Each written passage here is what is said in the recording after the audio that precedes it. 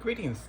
Greetings, class. I'm here to share some tips on the immigration essay with you, specifically on paragraphs 2 and 3. So on paragraphs 2 and 3, I think it's a really good idea to use outside research.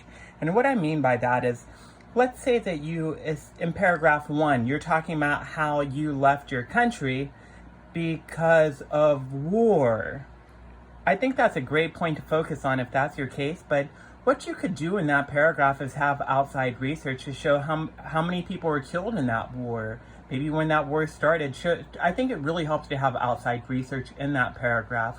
Or let's say you're Irish and your family you can't, it's very hard for you to trace your family. But that you may think that your family left because of potato famine. I think it's a really good idea to have research there to show how many people perished due to the potato famine, how many people left Ireland because of the potato famine. So I really encourage you guys to have outside research in paragraph 2.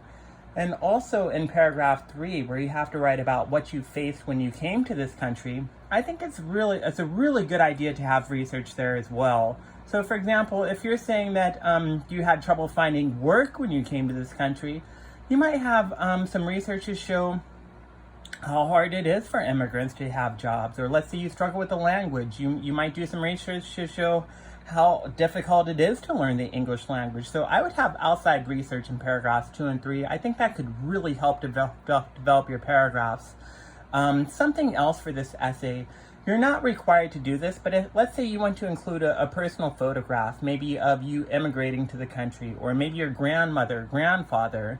I've had some really powerful photos and things attached to these paragraphs. I've had Holocaust survivors include photos or journals or diaries in their essays. So if you want to do that, I'm all on board. The only request that I have is, let's say this is page 1, page 2, page 3, page 4, page 5, conclusion. What I would do is I would put the photos on, let's say, page 6. I'd put a photo here, and you can label the photos like figure 1 in this photo. And in your paragraph, you could say, in figure 1, you'll see a picture of my grandmother. And then in figure 2, you'll see a picture of something else. So rather than putting the pictures on the pages, I would just put them on the page before the works cited. I have such trouble spelling out what's ugly, but that's the best I have right now. But I would put them before the works cited. And again, you don't have to include photographs. You don't get extra credit for including photographs, but sometimes it really helps empower your essays, and it gives it a voice and it gives it a picture. So if you want to do that, that's how to do that. And lastly, you're allowed to do a personal interview. If your grandmother came to the United States, you could interview your grandmother and she can count as a source. Now, in your paper, you'd have to cite it on your works cited, to do a personal interview, what you would have to do on the works cited is you'd have to cite their last name, and then you'd have to cite their first name. So if my grandmother was Anderson, I'd say Anderson, her last name, Margaret, her first name, and then I would write personal interview to clarify that this is a personal interview that I did, and then I would have the date that I did the interview. So I hope that makes sense.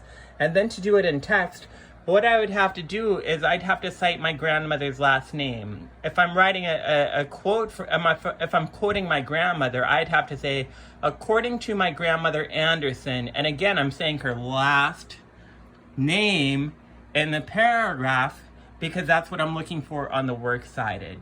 So you can't just say my grandmother said, I'd have their last name so it's clear who says it, and that's also citing it properly. Also on Canvas, I'm going to create an announcement that has how to cite photographs. It'll also go a little bit more detail over how to do this as well. And again, I'll have office hours on Friday if you have any more questions. The rough draft is due this Friday for the paper. I'll just post the rest of that stuff on Canvas, due dates and things like that. But again, if you guys have any questions, you can contact me. All right, thank you so much.